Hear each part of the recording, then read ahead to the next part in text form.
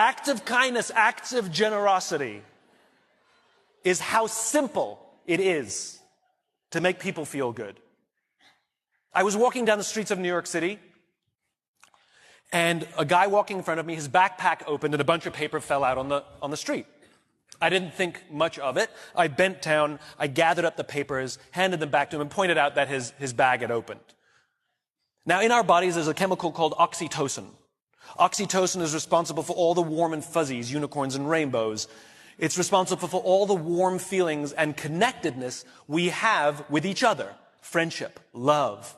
Huge amounts of oxytocin surge through a woman's body as she gives birth. This is what is responsible for the mother-child bond. Oxytocin binds human beings. There are many ways to get oxytocin. One of them is acts of kindness and acts of generosity. It feels good when we do something nice for someone. It feels good when someone does something nice for us. On this particular day, I did something for someone with no expectation of anything in return.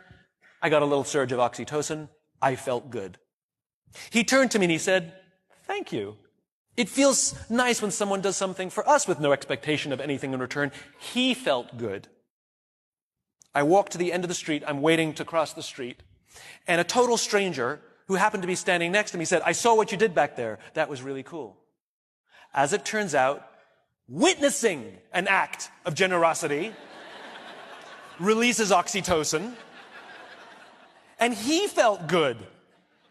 And the best part about oxytocin is the more oxytocin we have in our bodies, the more generous we become. It is Mother Nature's way of trying desperately to get us to look after each other.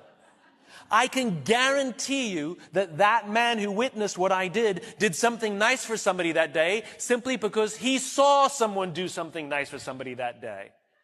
So what if we commit to do something nice for someone with no expectation of anything in return? Imagine what happens at work. Imagine what happens at home. Imagine what happens with our friends.